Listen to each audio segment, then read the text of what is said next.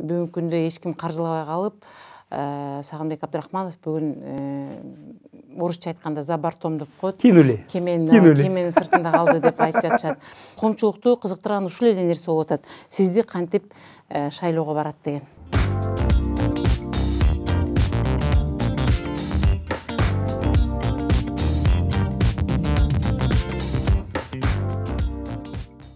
Мынакей маалыматтан биз мындай аксап атпайбызбы? Маалымат жок болуп, ошон үчүн мындай тар болгондуктан биз мындай башкача ойлоп атабыз да.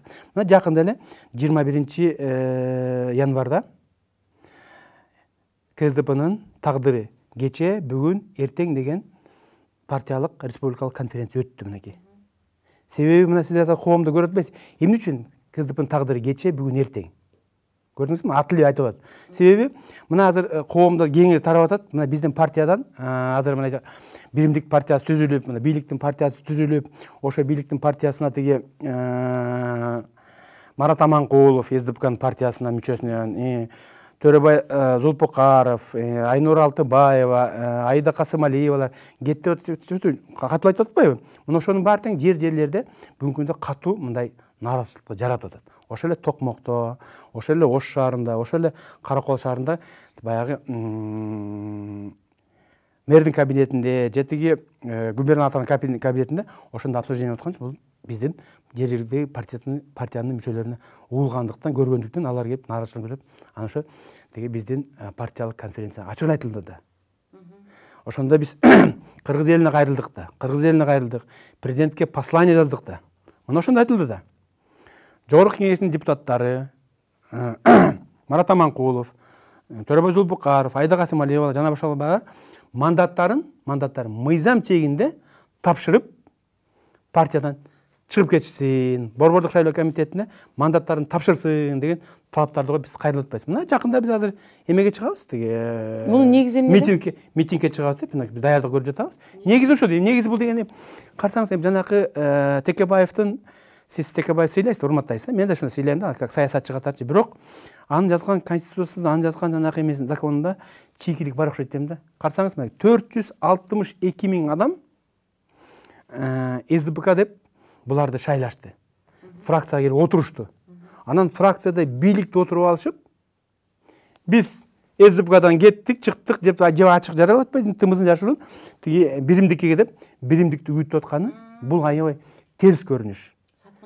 Бул эми айтып атпайбы, биз ошону ачык эле айтып, саткынчы, чыккынчы деп атпайбызбы? Тымызын кылган бул чыккынчылыкка барабар, тымызын кылган бул саткынчылыкка барабар да. Ал үчүн алар расмий чыгып, элге жарыялап, мандатын тапшырып, андан кийинки шайлоодо башка партия менен барыш керек болчу. Мына мисалы айтып кетейин, бизден факттар бар да. Мисалы Токмок шаарында Бакыт Жетигенов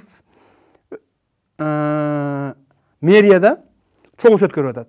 СДПК партиясынан келди деп, анын чогулуп баары Чүй районун, Токмок шаарында тегерегин баарын чогултуп алышып, анан ал жерде үгүттөө ишин жүргүзүп атат. Мындай катуу тапшырма берип, биз деген биримдикпиз, биз биримдик менен барабыз, биримдик кетебиз. Ачык эле айтып атат да.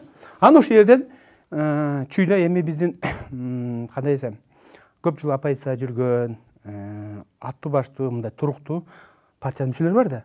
Анан ал туруп айтып атат: Бакыт дейт, сен да экөөбүз бир айылданбыз, бир жерденбиз. Сен кечеги эле Арнамызда болчусуң.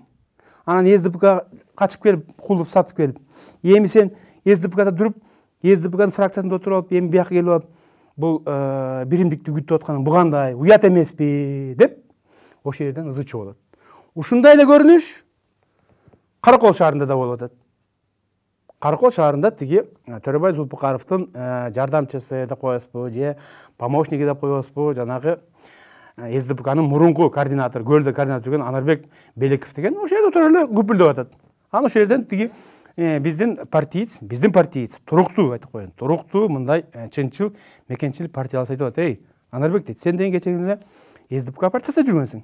СДПК координатор болуп, ушул эмеде тиги шайлоодо президентти шайлайбыз, Сооронбай Шариповди шайлайбыз деп, сен өзүң жүрбөдүң беле? Эми бүгүн кандай эми?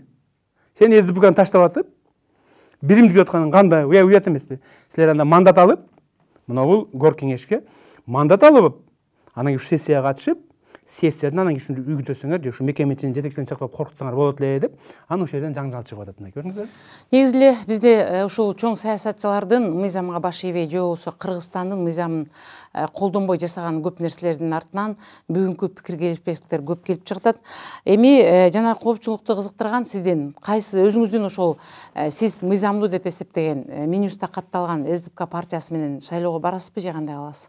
Биз эми чын айтканда шайлоого даярдык көрүп жатабыз. Биз шайлоого биз деген президенттин партиясыбыз. Биз деген президент шайлаган партиябыз.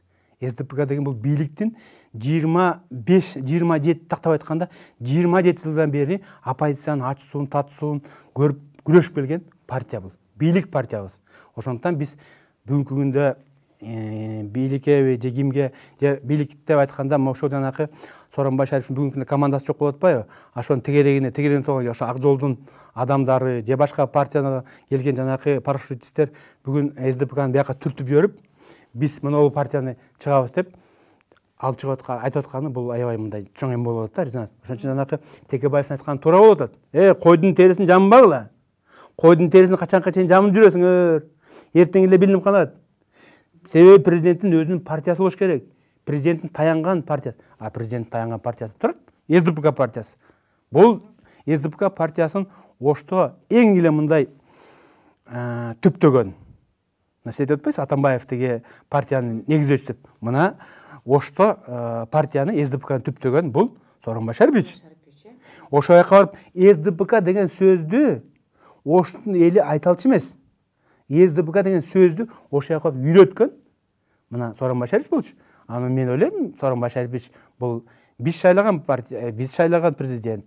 Миңдеген СДПКнын мүчөлөрү шайланган, миңдеген шайланып турган СДПКнын мүчөлөрү аны тиги мындай забортон кийинит деген бизде мисалы ойда жок. Анан баягы ойда тапканда сиз эч кандай андай нерсени сезбей элесиз, Мен андай нерсени сезген жокмун. Мен, конечно, мен президентти көрбөгөнүмө канча 1,5 жылдан ашып кетти го да, мен көрө элекмин президенттичи. Но бирок мен сезип турам. Президент бизди колдойт. Эмне үчүн дебейсизби? Эмне үчүн дебейсизби?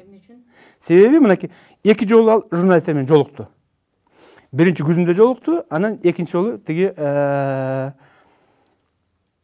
жаңы жылдын астында журналисттер менен жолукканда ал айтып атат. Менин дейт, жүрөгүм ооруп дейт. Мына бүгүнкү күндөгү СДПКнын акыбалын көрүп алып, мен жүрөгүм ооруп атат. СДПК деген бул бир кишинин жеке менчик партиясы болбош керек деп айтып атат. Жүрөгүм ооруп дейт. Эгерде президентке баары бир болсо, ал мынтип жүрөгүм ооруп деп айтпайт болчу да. Ал айтмак болчу, тиги Абдрахманов Сагынбек жүгүрүп жүрөт, тигинтип деп айтып коймок болчу. Көрдүңүзбү? Бул ошон үчүн биз ишенип турабыз. Биз колдоп айыртедер кештир СДПК биз бул саясий аренага кайра мындай күчтөнүп түптөнүп чыгабыз. Да, бүгүнкү күндө бизде күрөш жүрүп атат. Кандай күрөш дебейсизби?